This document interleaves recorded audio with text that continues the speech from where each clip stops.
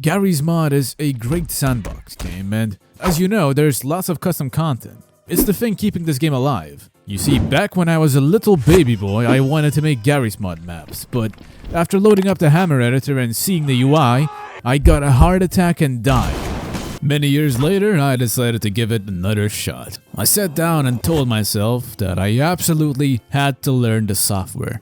And I did. My first Hammer project was actually a map called Hecky Castle. It was a remake of a place in Roblox made by iamnottkl. The original Hecky Castle featured many great things, such as a torture chamber, tea machines that make tea, an armory where you can obtain weapons, a green room, and a big table with chairs. In my version of Hecky Castle, I made quite a few changes.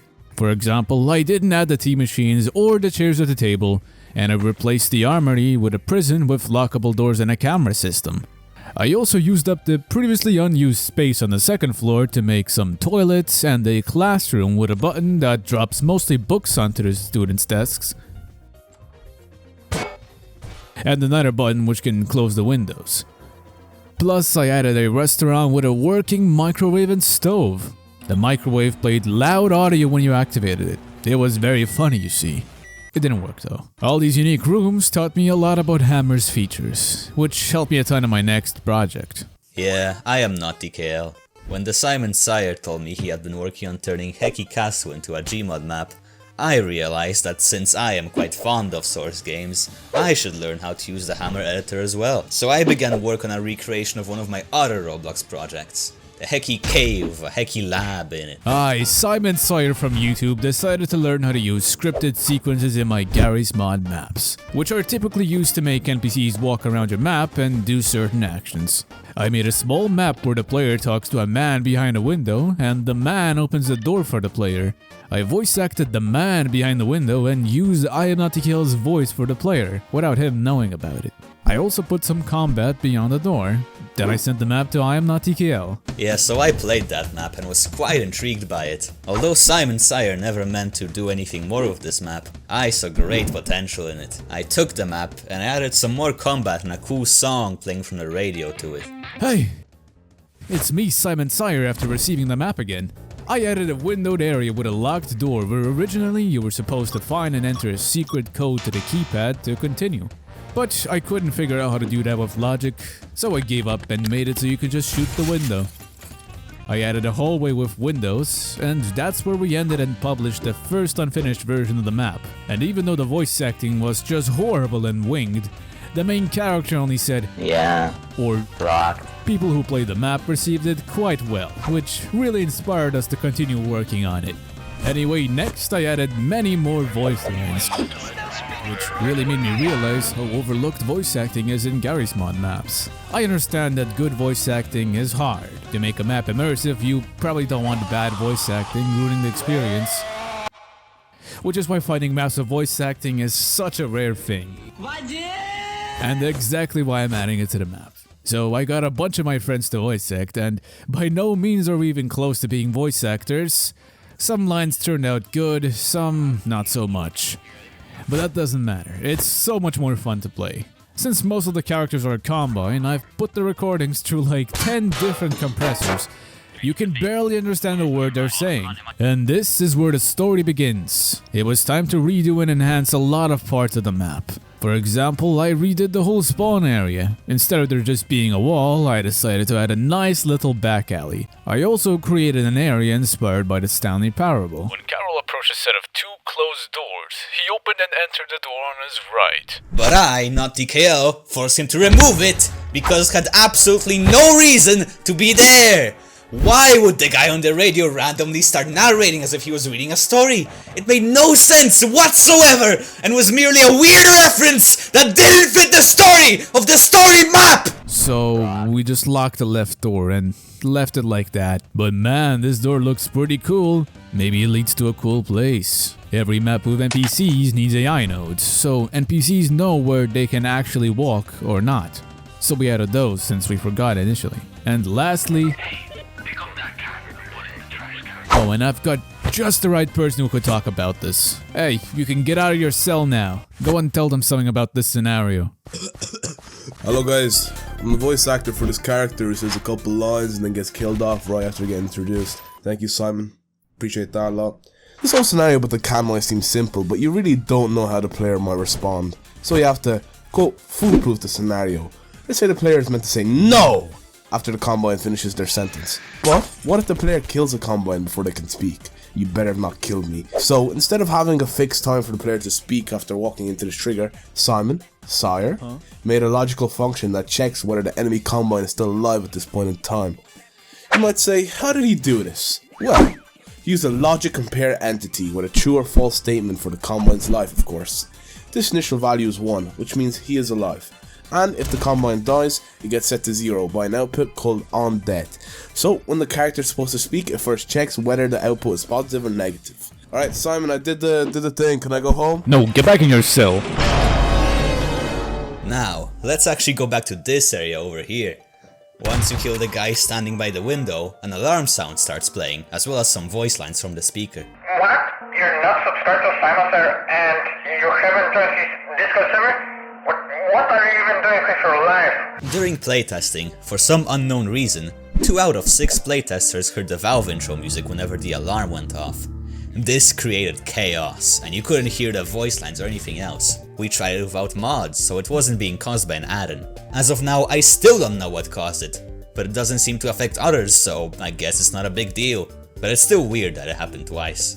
I'd love to show you how to find all the map's secrets, but I can't reveal them until the discussion thread under the map's page uncovers them all. But what I can tell you about is this fun little device that checks if you've collected all the figurines, which you'll see when you reach the credits. There are 3 silly little guys scattered across the map. The first, the Carol Meas figurine, is on the bottom shelf in his room near the start. The second, the wrench figurine, is in the machinery room next to the keyboards. And the third, the little wood guy, is in the library. After collecting all of them, you get absolutely nothing. Great job though. Wow, you got like all the figurines. That's really cool. You're so cool. Extremely cool. Alright, now let me show you some of the cool areas around the map. Allow me to introduce you to the machinery room. Upon entering, under the glass, you see 3 spinning rotors. However, one of them is spinning in the wrong direction. The technicians, Schubert and Hubert, are doing their daily checkup and are very confused. It is up to you whether you will help them solve the problem or make it even worse. They even have different unique dialogues depending on what you choose to do. All of them are spinning the wrong way. Or you can just entirely skip it. Yes, this did take a lot of work. Was it worth it? Yeah. Once you go past the machinery room, you meet the main evil big villain of the story. At first, he was meant to be voice acted by this British man, but he never did the rest of his lines. Then we found Revan, a Polish man that could do an evil, very scary villain voice.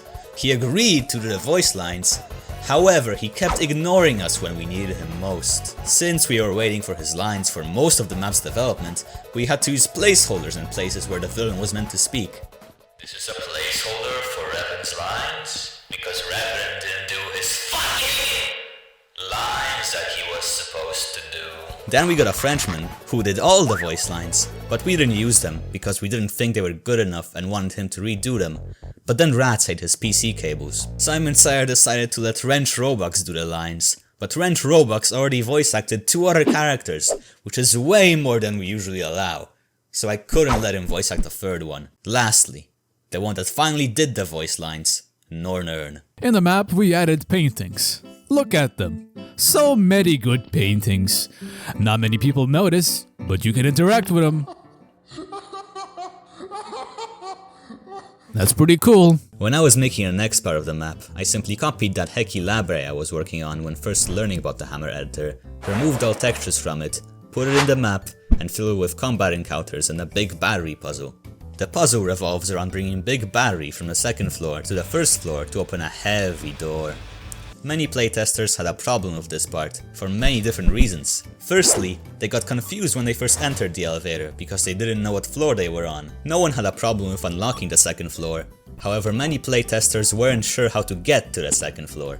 Some of the Polish playtesters actually didn't know which floor was the 2nd one, because Polish people are not good at counting floors. Because of these problems, we implemented voice lines that remind you every once in a while what you have to do. Carol, the battery is on the second floor. Clock is ticking, Carol. Get that battery. You better get that battery, Carol. So you're gonna get that battery or not? Despite this, many people still had an issue with this part, and some recent playtesters even gave up entirely upon reaching this part of the map. Some even managed to softlock themselves by backtracking all the way back to the 3rd floor and dropping Big Battery into a huge pit. SimonSire and I were working on the map in turns. After one of us had finished the part they were making, we would send it to the other person. We also never told each other what we were working on, resulting in many inconsistencies that had to be creatively solved. For example, when making the lab area, I made some decorative pipes.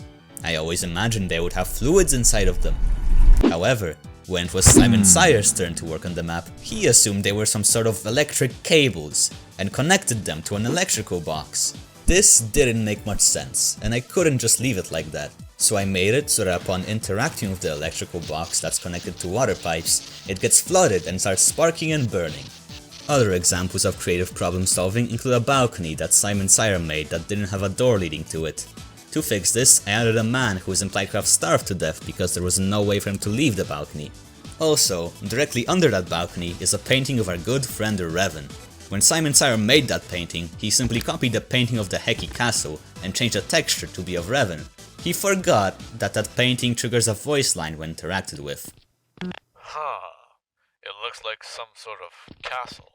To fix this, we simply changed the yeah at the end of the voice line to a no. We also have this cool train sequence where an enemy combine train pulls up, but the captain is so immersed in his speech that he forgets to actually shoot at you, unless you shoot first. He has a lot to say, and I really love his voice lines.